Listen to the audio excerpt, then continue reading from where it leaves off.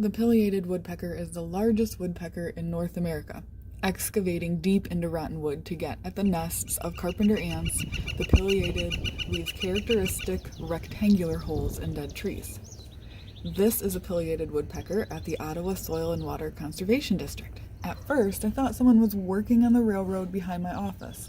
After taking a look, my coworkers and I realized it's a pileated woodpecker singing and drumming on top of a metal light post.